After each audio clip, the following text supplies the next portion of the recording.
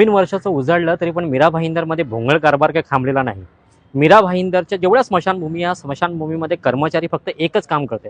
प्रशासकीय राजवाटीमध्ये जर नागरिक तक्रार करत असेल आणि जर मनपा आयुक्त ह्याच्यावरती लक्ष देत नसेल तर ही महानगरपालिका काय करते, हा फार मोठा प्रश्न इथे निर्माण झालेला आहे। स्मशानभूमीमध्ये जर अंतिम यात्रेच्या वेळी पण यातना सहन करत असेल तर मग ही उपयोग काय? कुठेतरी धार्मिक आपल्या ठेस पोहोचण्याचं काम मनपा अधिकारी करत आहेत का, हा फार मोठा प्रश्न इथे निर्माण होत आहे। याच विरोधामध्ये युवा सेनाचे जे पवन घरत आहेत यांनी ह्या विषयावरती आवाज उचललेला आहे। 6 महिने झाले पत्र दिलं, पत्राच्या नंतरही स्मरणपत्र देण्यात आलं तरी इकडे कर्मचाऱ्यांमध्ये वाढ होत नाही। महानगरपालिकेचं बोलणं आहे की आमच्याकडे वेतन नाही त्यामुळे आम्ही कर्मचारी ठेवत नाही। अरे पण लाखो करोडो रुपये जिथे खर्च केला जातोय ती खर्च टाळण्यापेक्षा जिथे खरंच काळाची गरज आहे तिथे कर्मचारी का देत नाही, हा फार मोठा प्रश्न आहे। कारण मनपा आयुक्त ह्यांचं कुठे साठलोटा आहे का?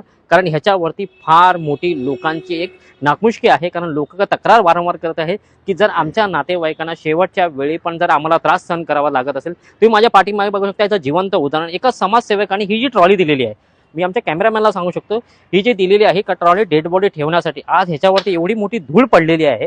जर अशा गोष्टी जर समाजसेवक कोण देत असतील तर ह्या गोष्टीचा जर वापर होत नसेल तर ह्याला देणं उपयोग आहे का?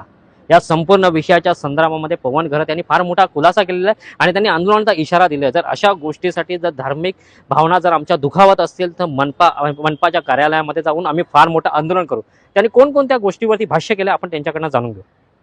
आपल्या या मीरा भाईंदर महानगरपालिकेमध्ये ज्या स्मशानभूमी आहेत, एकूण आपल्या इथे 19 काहीतरी स्मशानभूमी हिंदू स्मशानभूमी आहेत।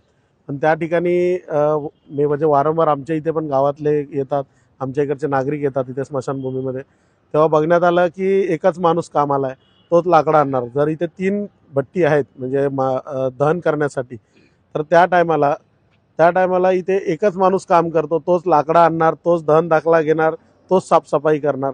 हे बघून जेव्हा लेटर दिलं होतं म्हणजे एक 6 महिने झाले असतील त्याला, पण पालिकेचे काय म्हणजे अधिकारी आहेत त्यांचं डायरेक्ट असं म्हणणं आहे की आपल्याकडे पैसे नाहीत म्हणून आपण कर्मचारी कमी केलेत।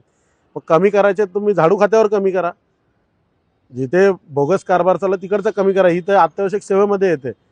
माणूस जेव्हा ऑफ होतो तेव्हा घरातली लोक सर्व दुःखामध्ये असतात, त्या टायमाला जर त्यांना लाकडं उचलायला लागली, लाकडं उचलली पाहिजे, पण कसं आहे तिथे एकच माणूस काम करतोय, सुविधा देण्यासाठी माणूसच नाही, तर ते घरातल्या लोकांना कामं करायला लागतात। तर नागरिकांनी पण कंप्लेंट केली होती का स्मशानात गेल्यानंतर, आता तर उन्हाळा आहे, पावसाळ्यात तर एकदम बिकट परिस्थिती होती, शेवाळ जमा होणार, पाऊस पडणार, मग त्या टायमाला तो कर्मचारी काय करेल?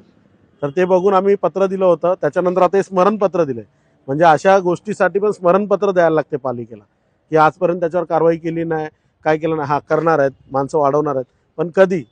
जेव्हा इथे काय चुकीचा प्रकार घडणार तेव्हा। या आपल्या स्मशानभूमीत कॅमेरे पण नाहीत, काय चुकीचा प्रकार घडला याला जिम्मेदार कोण? आज माणसं जालायचा विषय आहे, लहान मुलं गाडण्याचा विषय आहे, आपल्याकडे खूप सारे चुकीच्या गोष्टी पण होतात। मग या स्मशानभूमीत काहीतरी चुकीचं घडल्यावर याच्यावर लक्ष देणार का? सिक्युरिटी आहे ती पण फक्त एक पहिल्या शिफ्टला, झाडू साफसफाईवरचा एक माणूस इथे इमर्जन्सी दिलाय आता हे आवाज केल्यानंतर, तो पण पहिल्या शिफ्टला। आणि याच्यात स्मशानभूमीत लिगल काम करणारा म्हणजे तुम्ही बघितलं तर 3 शिफ्टमध्ये काम चालते, फक्त एकच माणूस काम करतो इथे। पहिला याच्या अगोदर जेव्हा स्मशानभूमीत सर्व स्मशानभूमीमध्ये 3 कर्मचारी होते, 2 जण हे आगीचं काम करण्यासाठी, कारण या कामासाठी कोण पुढे येत नाही। ज्याच्या पोटाला आग लागली असेल तोच या दहन बोलतात ना इथे आग लावायचं काम करतो। ज्या पोराला खरंच गरज आहे तोच मुलगा इथे काम करणार, आणि त्याच पोरांना बसवून फक्त एकाच मुलाला काम करायला लावलं। आणि झाडूवर जो माणूस कामाला लागतो तो हे काम करेल का पहिला त्याला विचारतात का? कोणाला पण इथे देणार का? कारण त्याला काम करायचं आहे तर तो नाही बोलू शकत नाही। तर कसं आहे, प्रत्येक माणसाचं वेगवेगळं काम आहे। इथे दहन करण्यासाठी जी मुलं काम करतात तर त्या मुलांनाच इथे कामाला ठेवायला पाहिजे, आणि 3 मुलं तरी पाहिजे इथे कामासाठी। कारण 3 आपल्या इथे अग्नी दहन करण्याच्या ज्या भट्टी आपण शेगडी बोलतो त्या 3 आहेत, तर इथे कमीत कमी एका शिफ्टला 3 लोक पाहिजे। आणि फर्स्ट शिफ्टला जो वॉचमॅन आहे, जे सिक्युरिटी आहे, ती पण 3 शिफ्टमध्ये झाली पाहिजे। उद्या जाऊन काय होते, दहन करणाऱ्या मुलाकडनं चुकून काय झालं तर एक सिक्युरिटी म्हणून त्यांचं काम आहे त्या गोष्टीला थांबवणं, तर त्या गोष्टीवर पण लक्ष राहील। तर माझी विनंती आहे की हे स्मरणपत्र आहे ना, ही अशी स्मरणपत्र टाकायला वेळ आणून दिली नाही पाहिजे। अधिकारी आहेत त्यांनी लक्ष दिलं पाहिजे, आणि या स्मशानभूमीवर खास करून लक्ष दिलं पाहिजे। आपली हिंदू स्मशानभूमी आहे, ज्या पक्षामध्ये आहात त्या पक्षाचे आज मोठे नेते पण इथे आहेत मीरा भाईंदर शहरामध्ये, त्यांना मोठं महाराष्ट्राचं नेतेपदी मिळालं, त्यांच्यापर्यंत हा विषय तुम्ही पोहोचवलात का? काय झालं हे विषय दिल्यानंतर आमच्या पण बोलतात ना, आम्ही पण जोशमध्ये होतो. आमचे साहेब मान्य प्रताप सरनाईक साहेब आमदार झाले पाहिजे, मंत्री झाले पाहिजे. त्याच्यानंतर पत्र दिलं नव्हतं. आता साहेब मंत्री म्हणून झालेले आहेत. आता पहिलं पत्र साहेबांनाच देणार आहे आणि याच्यावर मला एकदम विश्वास आहे. साहेबांचं एक पत्र एक फोन केला तरी पण यांची धाव ओढून जाईल.